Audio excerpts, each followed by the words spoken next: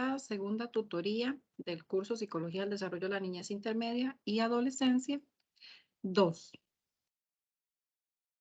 Les doy la más cordial bienvenida. Muchas gracias por estar en esta tarde compartiendo. Y vamos a revisar a partir del tema 4, que tiene que ver con la interacción en el proceso de enseñanza y aprendizaje, así como el tema 5, que tiene que ver con aprendizaje escolar y las relaciones interpersonales. Les pregunto cómo les fue con la lectura de los capítulos, si leyeron.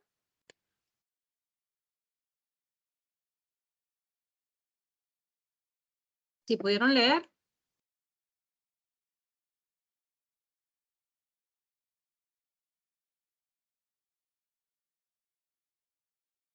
No, no les dio chance.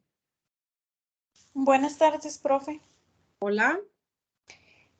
Bueno, en mi caso, yo no he leído aún nada. Estaba viendo lo que eran las indicaciones del trabajo. Ok. ¿Los demás cómo les fue? Profe, buenas tardes. Profe, igualmente, yo todavía no he leído. Ok. Bueno, gracias por ser sinceras. Bueno, entonces vamos a iniciar.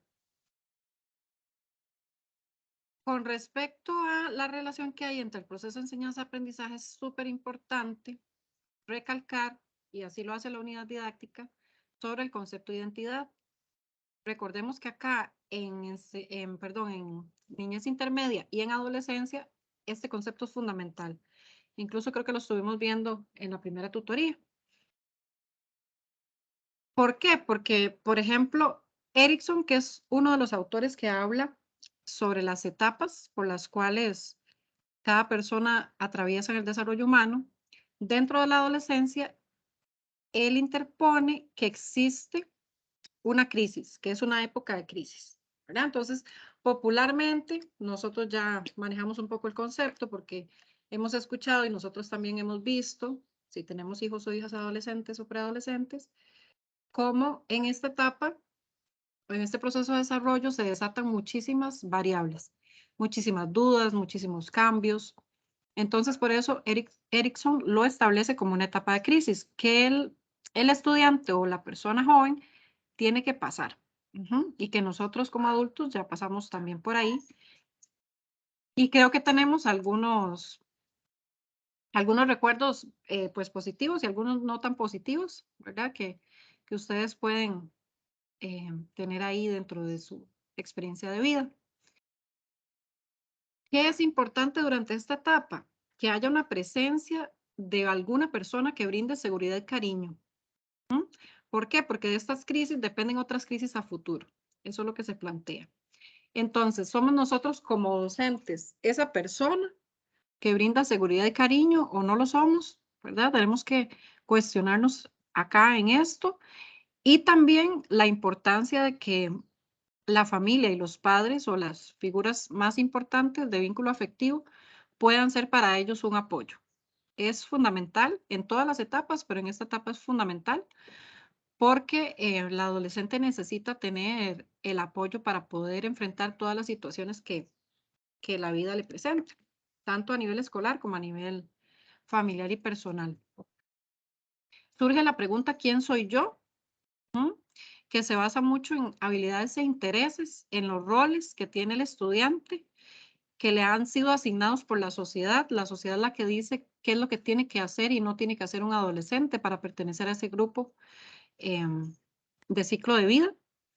¿Existe una reflexión o debería existir una reflexión con respecto a sus intereses, a lo que quiere hacer, al futuro, a cuál carrera escoger, ¿verdad? Son muchas preguntas que surgen a nivel de estas edades.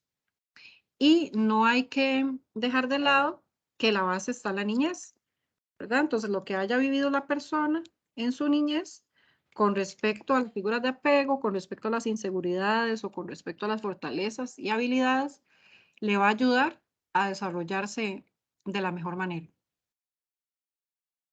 No sé si hasta acá tienen alguna pregunta o algún comentario.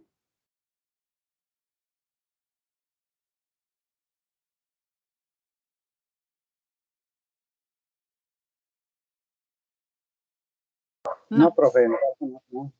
Ok, perfecto. En el texto viene un concepto muy interesante que se llama moratoria psicosocial. No sé si alguno leyó, que tiene que ver con el tiempo de construcción de la identidad. Entonces, ese tiempo que tarda el adolescente en construir y responder a esa pregunta, ¿quién soy yo? Que también pasa por la autoestima, pasa por el autoconcepto, la relación con los demás, se le llama moratoria psicosocial. Ujú. ¿Cuál es otro factor fundamental acá? La dinámica de grupos. ¿Por qué es tan importante recalcarlo en esta edad? Bueno, porque ya sabemos que los pares, que serían las personas que son de la misma edad, vienen a jugar un papel sumamente importante en los y las adolescentes. ¿Mm? ¿Por qué? Porque, bueno, ellos empiezan a andar en grupos de amigos, en grupos en el colegio, que van a ir formando su pensamiento y que van a influir positiva o negativamente. Y esto va a proporcionar que haya seguridad emocional y que va a afectar de forma positiva o va a tener un impacto negativo en el rendimiento académico. Entonces, ¿cuál es la idea de las autoras en esta unidad didáctica con respecto a este tema? Bueno, relacionar cómo estos conceptos, y en este caso en particular la dinámica de grupos, se relaciona con el rendimiento académico, ¿verdad? Que no lo podemos separar. De acuerdo a cómo esté la persona emocionalmente, va a influir a cómo va a responder en el ámbito educativo. Acá quiero que veamos, si lo tienen a mano, unas etapas que se plantean en el libro, en la página 121, que tiene que ver con el papel del docente. ¿Cuál es el papel del docente en esta dinámica?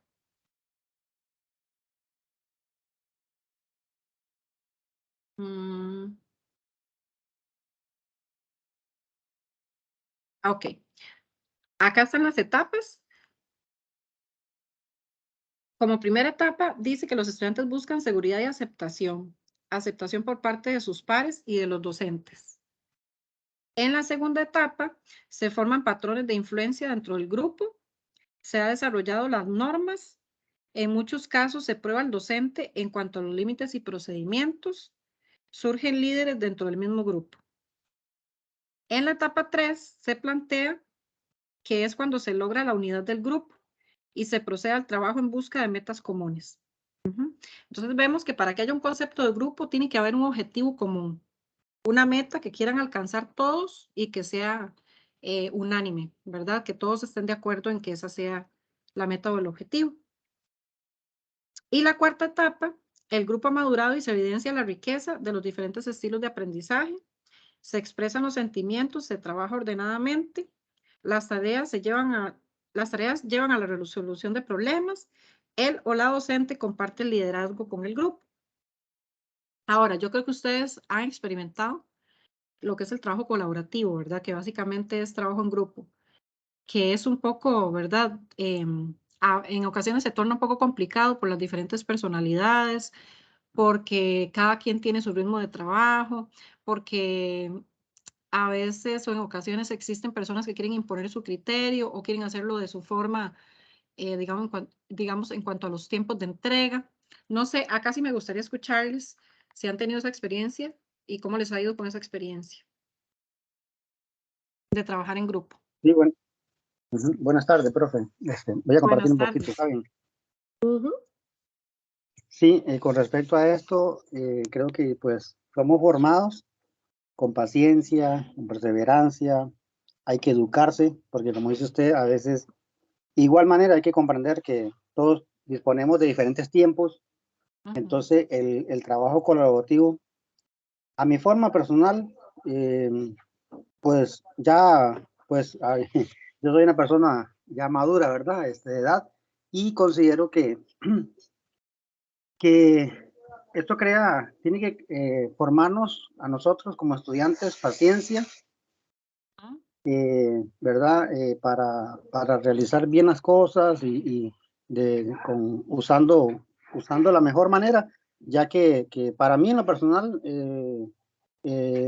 sí hay complicaciones, pero a la misma vez me gusta porque así también uno comprende a las demás personas, ¿verdad? Y pues sí, hay momentos tensos, porque como dice usted, ya llega la hora de la tarea y falta algo, falta arreglar tal cosa, entonces se pone a correr uno, ¿verdad? Pero eso ya es una experiencia como formadores, ¿verdad? Y también esto nos ayuda a nosotros ya cuando estemos en las aulas, Claro. saber de la parte formativa, pues, que son los grupos colaborativos. Ujú, ujú. Muy bien, muchísimas gracias. Excelente aporte, sí. Muchísimas cosas se trabajan en el trabajo colaborativo. Como decía el compañero, la paciencia, bueno, la tolerancia, ¿verdad? El poder consensuar, que también tiene que ver con resolución de conflictos. El poder resolver conflictos o problemas cuando se presentan, que casi siempre se presentan. De hecho, en este cuatrimestre tengo varias quejas de algunos estudiantes en algunos grupos, no precisamente este curso, pero sí que han tenido problemas un poco complicados y que no han logrado ponerse de acuerdo para poder trabajar. ¿Cuál es la idea de nosotros como docentes de la UNED? Bueno, primero, que aprendan este montón de habilidades que son, pues, para la vida, ¿verdad? Luego, que ustedes puedan aprender a vivirlo para que después lo enseñen. Si ustedes no trabajan en equipo, ¿cómo van a llegar a trabajar en equipo luego con sus estudiantes? ¿Verdad? O cómo van a promover el trabajo en equipo. Aparte de eso, también les ayuda a desenvolverse ahorita para practicar cuando estén en el ámbito laboral, porque también van a tener que trabajar con compañeros de trabajo. Ujú. Entonces, es muy enriquecedor. Lo que pasa es que en ocasiones tal vez ustedes como estudiantes no lo valoran como tal y ven más como el punto negro, ¿verdad? Y la parte negativa de que hay personas que no están colaborando de la mejor forma, lo cual es cierto, ¿verdad? Y eso es lo que se va a encontrar también en los trabajos. Y eso es lo que se va a encontrar en el aula, ¿verdad? Van a haber estudiantes súper colaborativos, van a haber otros que, que no van a querer participar o que dejan que otros trabajen más, ¿verdad? Pero hay que aprender a resolver este tipo de situaciones porque es lo que ustedes se van a enfrentar. Entonces sí me parece, como dice el compañero, una experiencia muy, muy favorable, muy buena si la sabemos aprovechar, ¿verdad? Entonces esa es la idea. Ahora, ustedes como docentes, ¿cuál es el papel? Bueno, promocionar esto en sus aulas para que los estudiantes aprendan a trabajar en equipo, aprendan a trabajar de forma colaborativa, porque es súper enriquecedor que puedan cada uno aportar sus ideas y al final hacer un producto con respecto a eso y que les va a enseñar a ellos, además, estas habilidades que ya comentamos y que son súper importantes para la interpretación que yo tengo con las personas.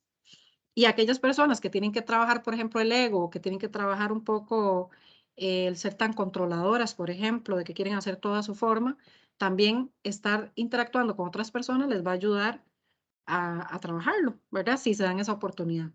Evidentemente, si ponen el límite, pues no van a aprender, pero la idea es que puedan desarrollar esas habilidades. Ok, vamos a ver. Otro tema que toca el texto, me parece muy importante, es la influencia del docente desde el ámbito de la motivación. Acá les pregunto, ¿cuáles consideran ustedes son los motivos de desmotivación del adolescente en el aula actualmente?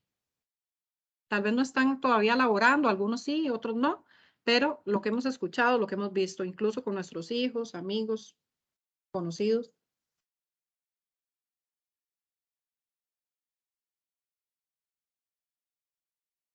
¿Qué han escuchado? Buenas tardes, profe. Bueno, desde mi perspectiva, tiene mucho que ver tal vez la poca comprensión que tienen. Entonces, ¿La poca qué? Disculpe. comprensión, digamos, Comprensión.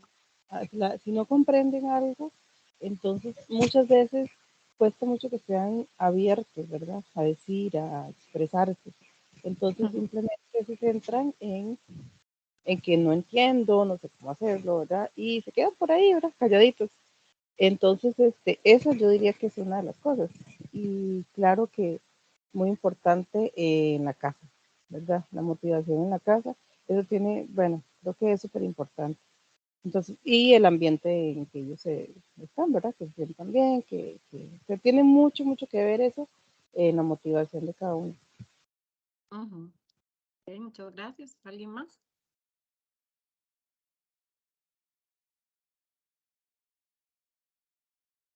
¿Qué será lo que desmotiva a los estudiantes?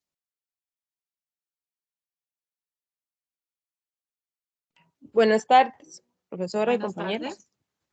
Desde mi punto de vista, creo que es la falta de escucha a los docentes a los estudiantes, Ujú. porque muchas veces, en mi caso ha pasado, yo tengo un hijo de 8 años y él llega y me dice, mamá, vieras que hoy un niño me dijo tal cosa y yo fui a informar a la maestra y me dice, a mí no me gusta que me dé quejas.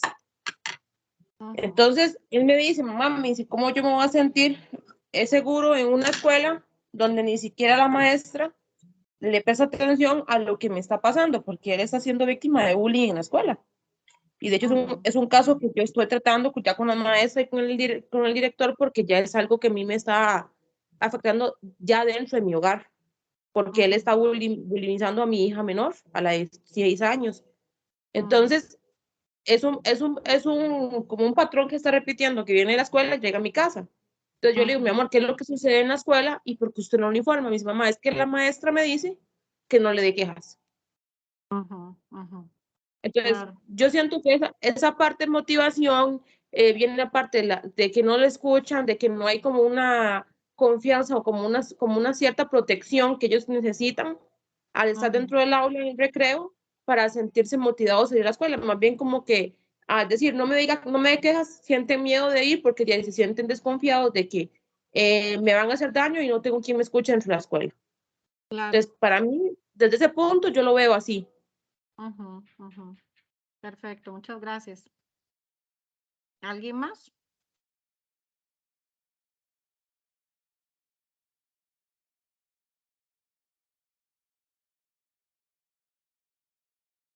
Sí, profe,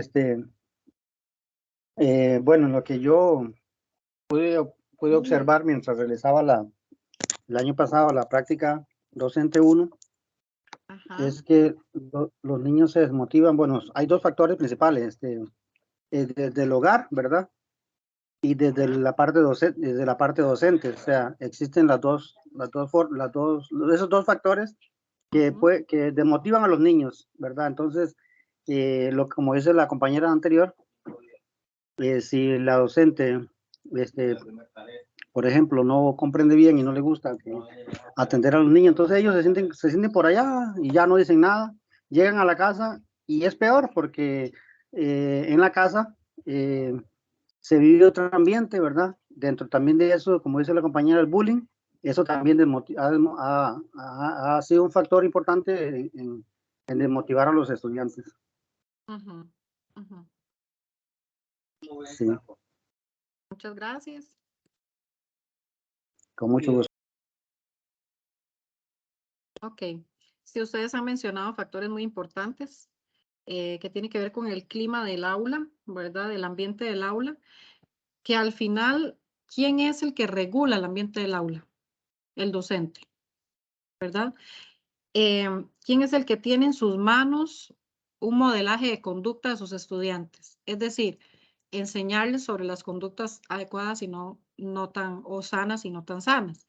Pues es el docente. Ustedes tienen en sus manos poder potenciar la comprensión, la escucha, el apoyo, el vínculo afectivo con ellos, el respeto, el que no exista ningún tipo de manifestación de bullying o de otro tipo de agresiones, y que es el docente quien tiene que regular ese tipo de cosas.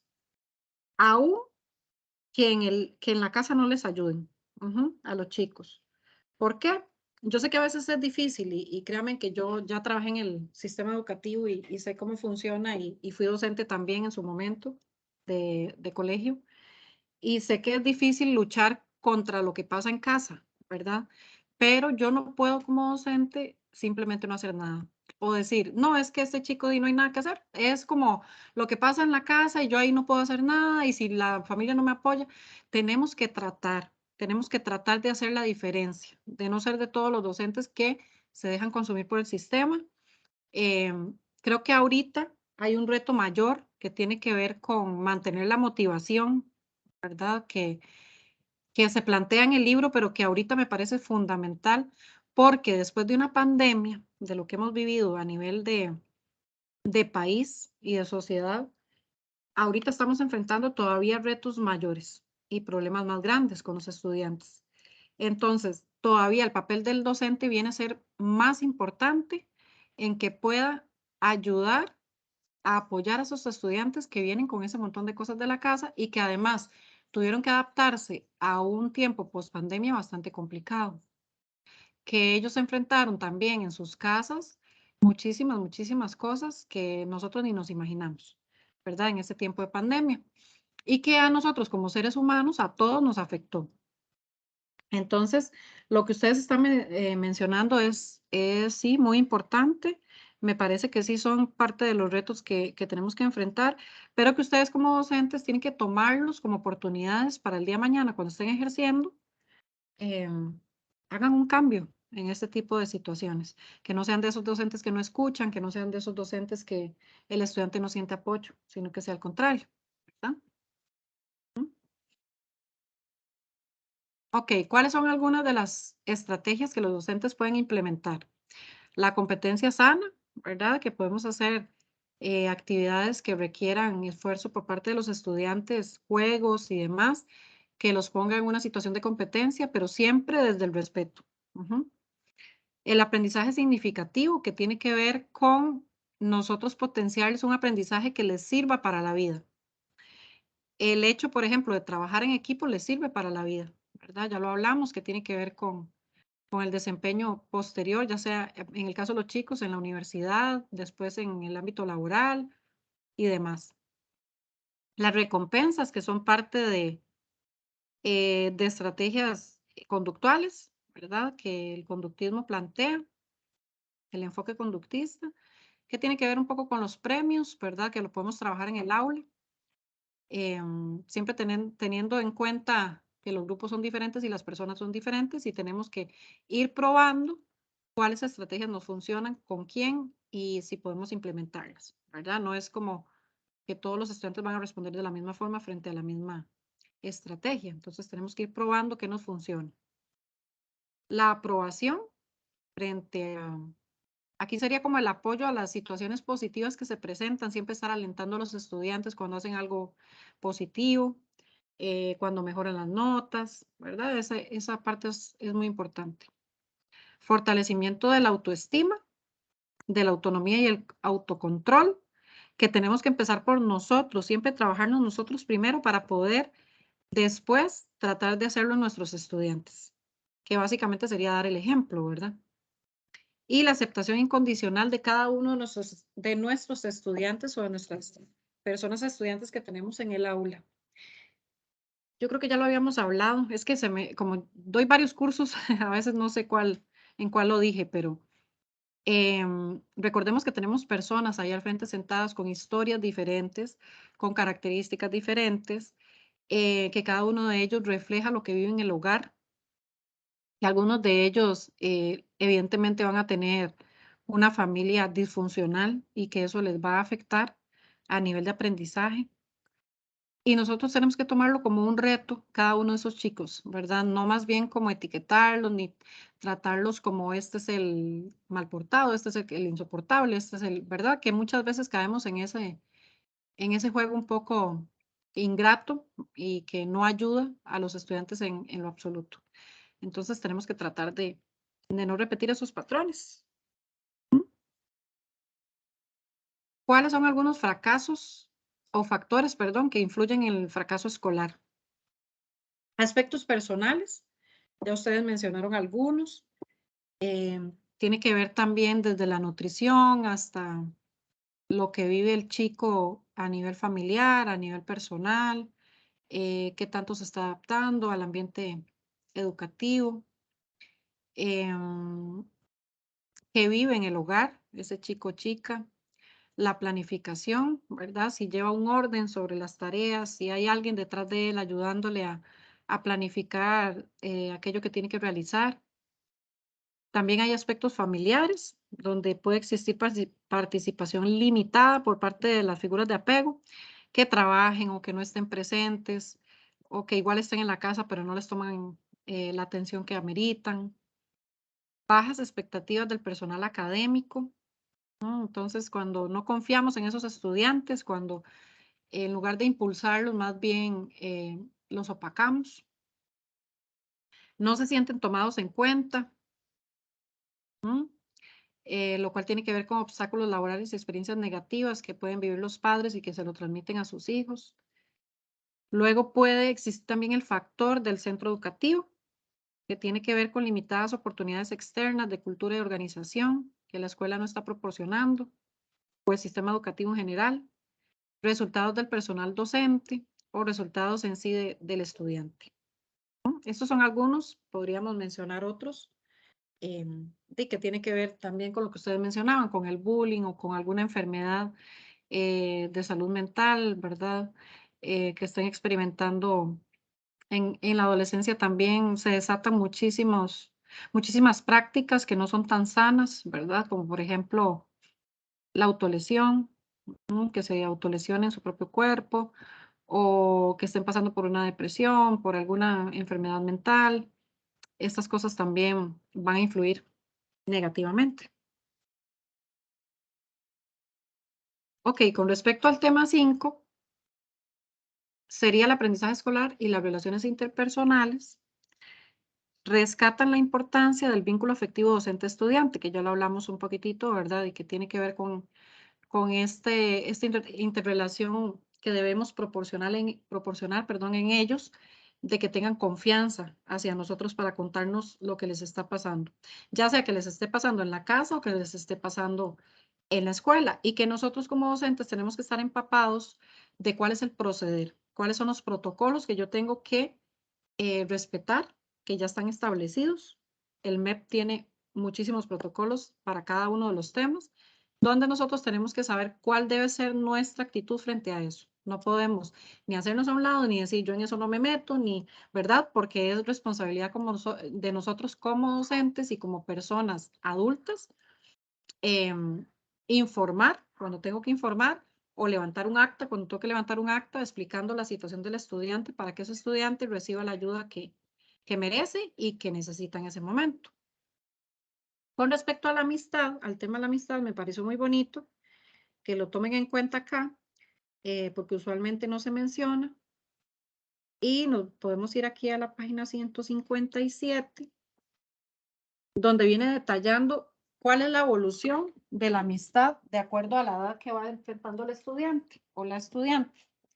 Entonces, por ejemplo, habla que en la primera infancia, aunque resulta difícil hablar de amistad, ya en este periodo, que estamos hablando de 0 a 2 años, por ejemplo, los estudios indican que los niños pequeños tienden a mantener relaciones más cercanas con personas con las cuales se sienten bien, ¿verdad? Que serían los pares, niños de su misma edad. Entonces, aunque no haya una definición de amistad tan específica en esta edad, ya ellos tienden a escoger con quienes se relacionan de forma más cercana. Además de que tiende a elegir con quién mantener un intercambio de juego y manifestar un afecto positivo. En la edad de preescolar, que hablamos aproximadamente de 2 a 6 años, los niños tienen una visión egocéntrica a la hora de analizar y entender la amistad. Por ejemplo, son incapaces de reconocer que sus amigos pueden interpretar la misma experiencia social de manera diferente a como lo hace él o ella. La relación de amistad en esta etapa se caracteriza por encuentros inestables, en los cuales la ruptura llega a ser con facilidad un factor importante en esta edad. Entonces, en general, los niños muestran, con respecto a la amistad, relaciones inestables y dirigidas, controladas por los padres, más que todo, ¿verdad? Que no son ellos los que escogen, principalmente sus amigos o sus amigas. En el caso de la etapa escolar, de 6 a 12 años, las relaciones de amistad se caracterizan por mantener una relación de cooperación y de ayuda recíproca, usualmente. El cambio fundamental en esta etapa, en relación con la etapa anterior, es que el niño no está centrado única y exclusivamente en sus pensamientos y sentimientos. Acá ya toma más en cuenta lo que siente y piensa el otro, es más empático o empática, se preocupa por sus necesidades y demandas, así como las del mismo sexo, usualmente. Las relaciones son más duraderas que en el periodo anterior y pueden mantener por mucho más tiempo si se forma un estrecho y verdadero vínculo afectivo. Entonces, me parece sumamente importante rescatarlo. Ya en la adolescencia, plantea el texto que los adolescentes conciben la amistad como una relación duradera que se caracteriza por un conocimiento mutuo de los seres humanos implicados en la relación. El vínculo afectivo está totalmente establecido y la lealtad, sinceridad, intimidad y la confianza, así como el respeto mutuo y las conductas prosociales son fundamentales para hablar de una verdadera amistad. Entonces ya sabemos que la amistad en la adolescencia es un tema que a ellos les interesa muchísimo.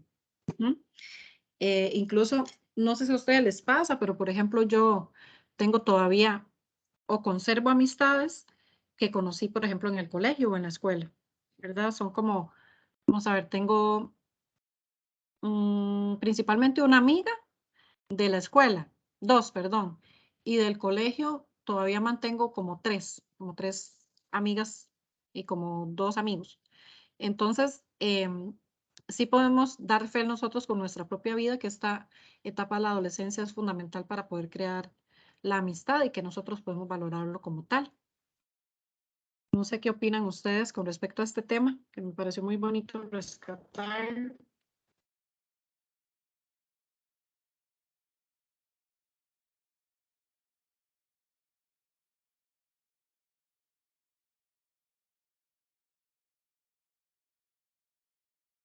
¿Cómo les ha ido con los hijos e hijas? Si tienen algún conocimiento, ¿qué pasa con la amistad en la adolescencia, por ejemplo? Sí, profe. Ujú, Bueno, en el caso mío, tanto personal, igual, como dice usted, uno conserva amistades desde la escuela, al colegio. Y bueno, también tengo soy padre de dos varones ya eh, adultos, ¿verdad? Y sí, el hijo menor, que tiene 18 años actualmente, ya salió del colegio, él mantiene esa relación. A veces vienen los muchachos y vienen y le dicen, vamos a tal lado, ¿verdad? A comernos algo, a salir. Y le ujú, digo, ¿con quién van? Ah, esos es compañeros del colegio. Entonces, ya uno los conoce, ¿verdad? Que han crecido, qué sé yo, de séptimo, octavo, noveno, décimo, y ahí van. Entonces mantienen esa relación estrecha como adolescentes y ahora que ya son mayores de edad también, de 18 años en adelante. ujú, ujú. Sí, es muy interesante cómo se moldea la persona, ¿verdad? Y cómo ese apoyo transcurre a través del tiempo, ¿verdad? Que lo mantenemos todavía y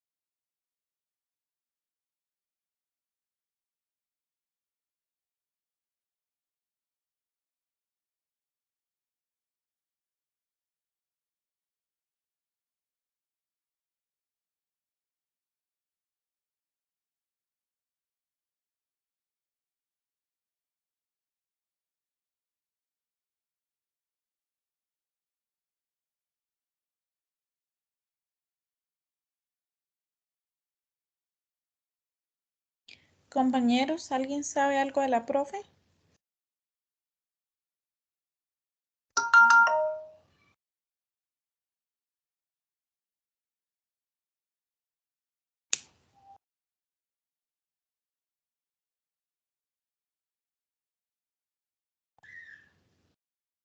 No, compañera, seguramente se fue la señal porque yo también, a mí se me va y viene la señal.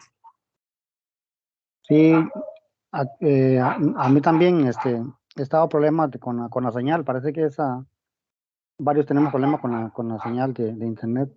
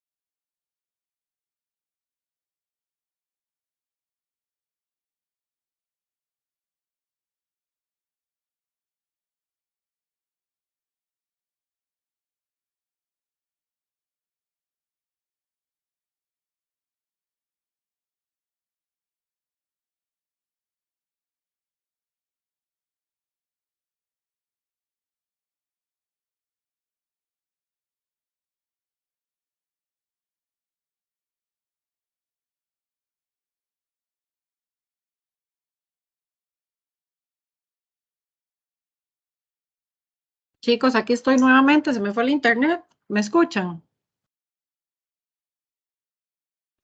Sí, Profe, profesora, sí, nosotros yo lo también. escucho. Ah, bueno, perfecto. Qué dicha, es que no me dejaba entrar, pero ya pude entrar. Vamos a ver, dice que todavía está grabando, parece como que siguió. Vamos a ver si me da chance de seguir. Voy a volverles a compartir pantalla. Vieran que los temas de hoy están como muy bonitos y como muy, siento yo como muy fáciles. Entonces no creo que vayamos a durar como tanto tiempo. Ok.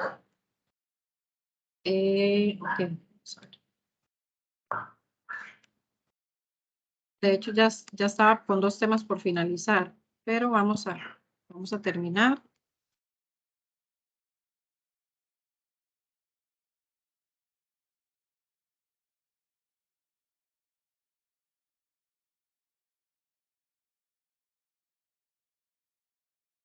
Ahí están viendo la pantalla. Sí, Sí, profe. profe. Ah, ok, perfecto. Entonces, estábamos acá en lo que es amistad y ya íbamos a pasar a lo que es resolución alternativa de conflictos, que es otro de los temas que venía en el texto y que me parece muy importante tocarlo acá.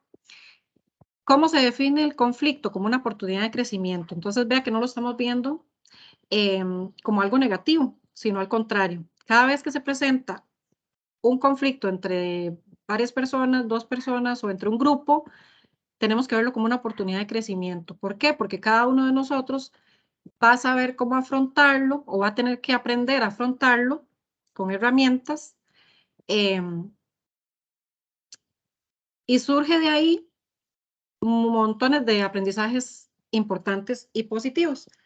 ¿Como cuáles? Como el respeto a la diferencia, igual como la tolerancia, que lo hablamos antes, como la parte de poder escuchar al otro, ¿verdad? Son una serie de ejercicios que nos permiten ser más tolerantes ante el pensamiento diferente. Entonces, por eso se define como una oportunidad de crecimiento, personal o profesional.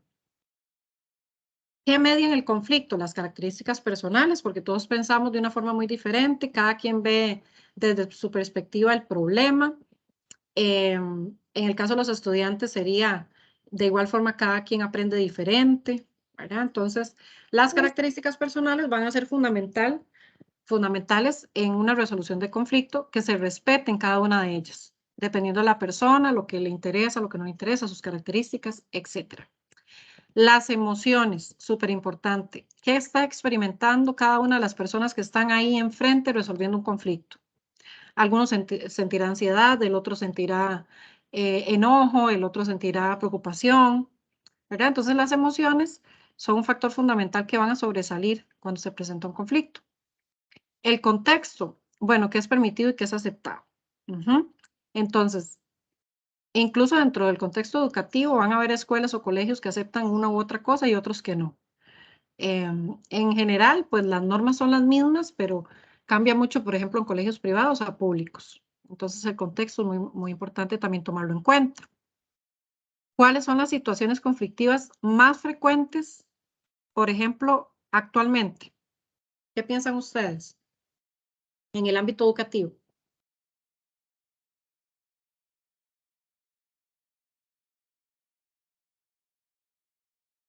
¿Cuáles son los motivos de conflicto que hoy en día enfrentan los docentes y los estudiantes?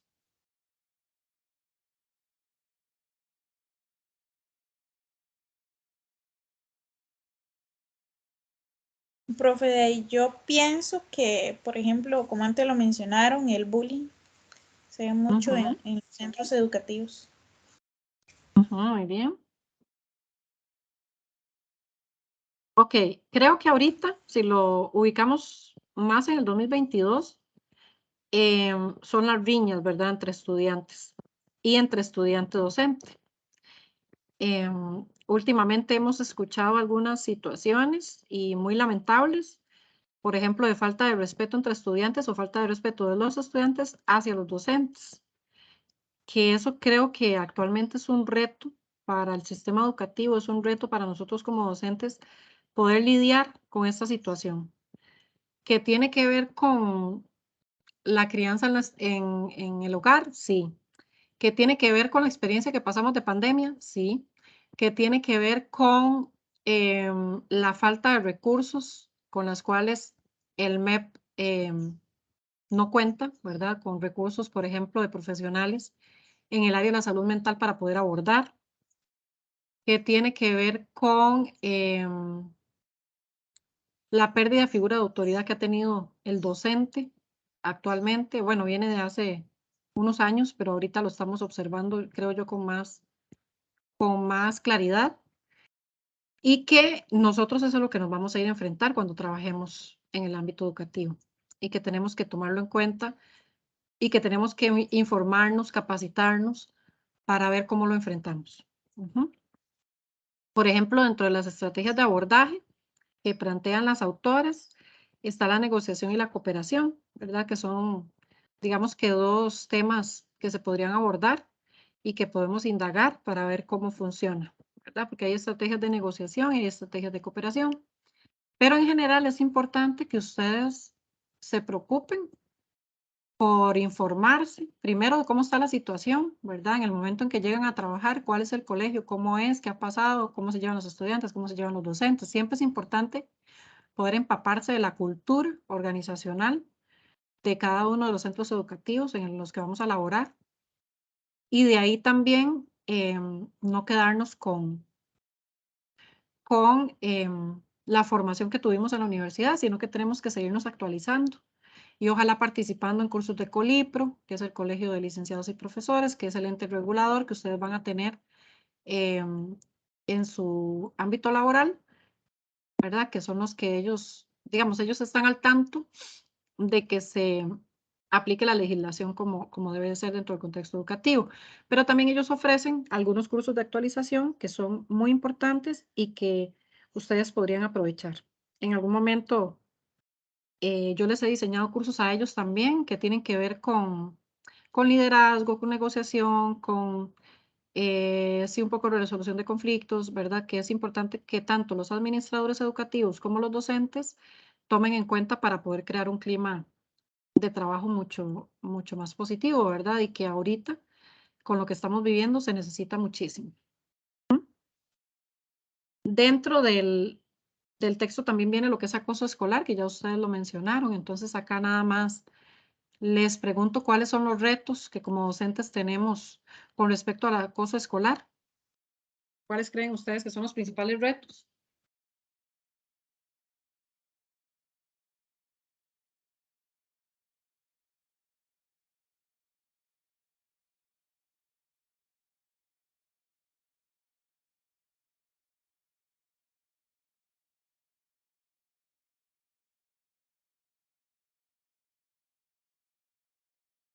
¿Cuáles consideran ustedes que son los principales retos con los que nos vamos a enfrentar con respecto al acoso escolar?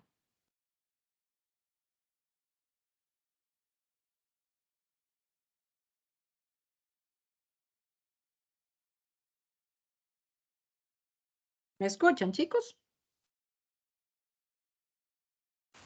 Sí, profe, yo sí la escucho. Ah, ok. ¿Por qué están tan calladitos?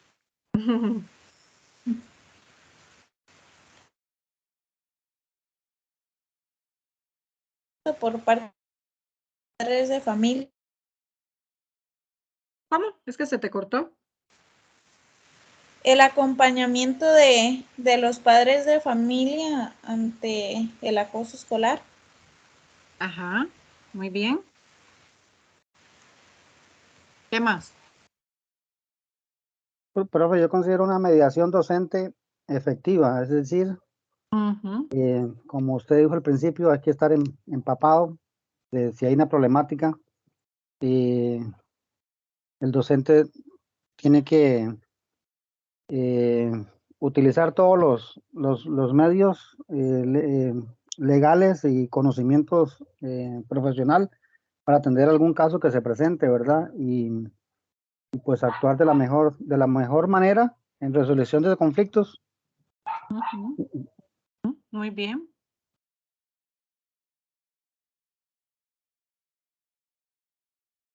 Sí, acá también es importante siempre buscar el apoyo de quien se requiera, ¿verdad? Si de profesionales en el área de psicología, ¿verdad? En algún momento, o bueno, tienen el orientador o orientadora dentro de la institución que en algunos casos los puede apoyar.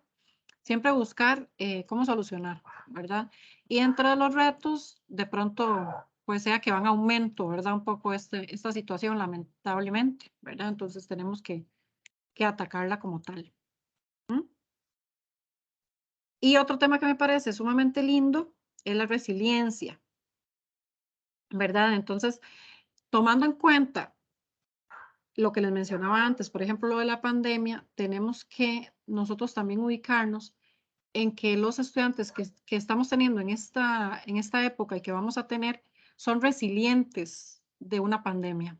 Es decir, son sobrevivientes de una pandemia, ¿verdad? No podemos perder eso de vista, porque la situación fue muy traumática para todos. Y para los niños y adolescentes, imagínense, ¿verdad? Pues nosotros ya somos adultos, pues tenemos más herramientas para enfrentarlo, pero a los niños y a los adolescentes les tocó muy difícil. Em, Tanto el encierro que tuvimos, ¿verdad? Que eso generó muchísimos problemas. A otros les benefició en algunas cosas, ¿verdad? No podemos decir que todo fue negativo, pero sí hay un impacto psicológico importante que no podemos perder de vista.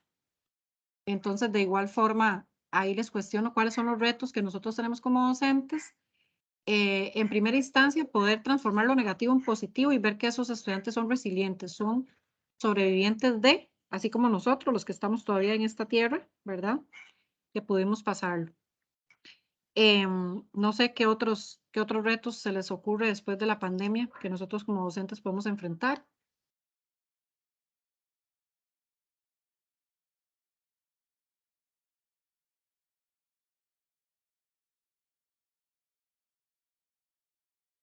Y también cuál es la importancia de esta palabra, la resiliencia.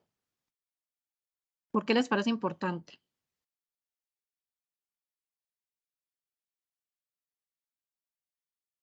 Bueno, dice que por la cual es para superar los obstáculos y situaciones adversas se nos presente, ¿verdad? El día. Entonces, pienso que la resiliencia es necesario superarlo. Como dice usted, venimos de un tiempo donde atípico, donde pasamos situaciones difíciles, tanto las personas adultas como los menores de edad, los niños, adolescentes y jóvenes, en la cual tenemos que superar estos obstáculos y pienso que los centros educativos, yo digo que se puede como promover para ayudarle a los estudiantes de la mejor manera, ¿verdad? Para que el clima del clima escolar sea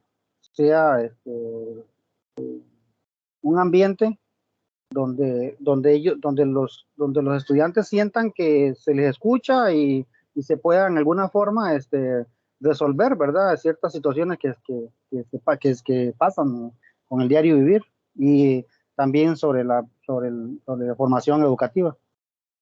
Ujú, ujú. Incluso podríamos tomar la resiliencia casi como un valor, ¿verdad? Como un valor para potenciar, así como la honestidad, como el respeto. La resiliencia podríamos tomarlo como un valor o como un eje transversal para trabajar como parte de nuestros objetivos dentro del aula, porque es algo muy, muy, es decir, si nosotros lo potenciamos en los estudiantes, podemos lograr muchísimas cosas con esto, ¿verdad? Y muchos estudiantes no tienen otra forma de sobrevivir que aplicar la resiliencia, porque tienen historias de vida súper fuertes que uno más bien no se explica cómo ese niño o niña va a la escuela, ¿verdad? O al colegio. Entonces, por eso quería traerles el tema a colación. Me parece que la materia está como muy, muy bonita, hasta cierto punto muy fácil. No sé ustedes qué piensan. No sé si tienen alguna duda sobre las tareas o sobre el tema que abordamos. Aquí les abro el espacio para que ustedes lo comuniquen.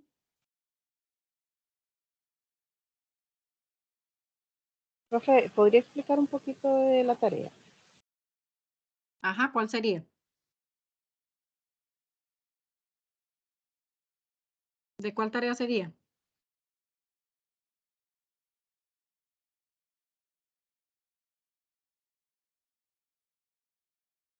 ¿Hola?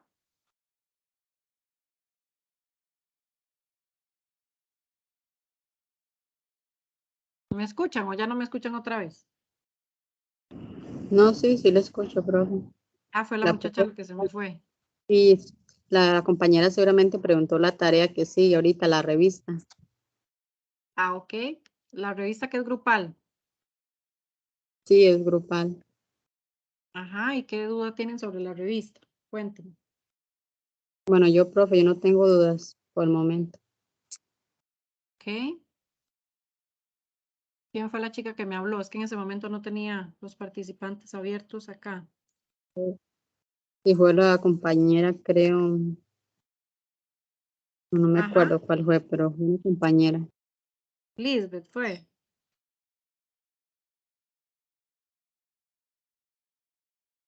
Bueno, en general, digamos, la revista, la idea es que ustedes puedan hacer una revista virtual con todas las partes que una revista contempla, ¿verdad? Em, Solamente se entrega una revista por grupo con todos los integrantes. Evidentemente, si es un trabajo colaborativo, que ya lo veníamos hablando, ¿verdad? La importancia es que todos puedan trabajar en las secciones de la revista de forma equitativa. Ojalá que no se, ¿cómo se llama esto? Se distribuyan el trabajo dividido, ¿verdad? Eso no es como lo más adecuado. Sí pueden como hacer ciertas partes, pero tienen que haber consensos y negociación con respecto a la revista como tal y las partes que lleva y el texto que lleva. La idea es entonces que sea también creativa, que denote hacia la población que va dirigida. Por ejemplo, si es hacia docentes, bueno, el lenguaje debe ser acorde para docentes, las imágenes deben ser acorde para la población a la cual se está dirigiendo. Que lleve imágenes, puede llevar, incluso puede llevar algunos links importantes ahí de referencia y siempre anotar de igual forma de dónde tomaron la información, ¿verdad? Las referencias bibliográficas es muy importante y que tiene que ser un trabajo de calidad porque hacer de grupo son varias cabecitas pensantes, ¿verdad? Que están creando, entonces uno esperaría un trabajo de calidad con respecto en sí al trabajo final. ¿Qué más les puedo decir? tienen que revisar bien cuáles son las partes que lleva una revista, el formato que tiene que llevar una revista. Karina, ¿quieres aportar o preguntar algo? Quiero preguntar algo. Dime. Vamos a trabajar con los mismos, bueno, con el mismo grupo. Correcto, esa es la idea. La idea es que mantengan los grupos, que mantengan los integrantes. Tiene que haber una situación sumamente salida de, como para poder contemplar el hecho de que alguien vaya a pasarse de grupo, pero ahí estaba establecido que había que mantenerse los grupos de trabajo, justamente para potenciar esta parte que ustedes tienen que aprender a trabajar en equipo y tolerar las diferentes opiniones, respetar, negociar y, bueno, lo que ya hablamos, ¿verdad? Entonces, tiene que mantenerse los grupos de trabajo que ya venían desde la actividad anterior.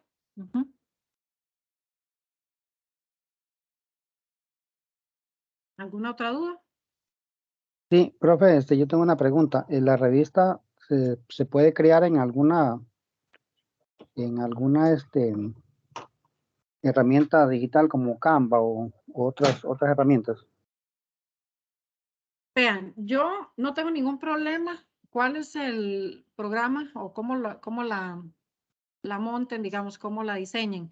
El asunto es que tiene que abrir, porque ya me ha pasado, por ejemplo, con Canva, me pasó con un estudiante que no me abría el trabajo. Entonces, cuando yo voy calificando, si no lo puedo abrir, ¿cómo lo voy a calificar? ¿Verdad? Yo siempre les digo, utilicen cualquier herramienta, pero asegúrense de que abra, porque si no va a generar problemas a la hora de calificar. ¿Ok? Está bien, profe. Perfecto. No sé si tienen alguna pregunta o comentario.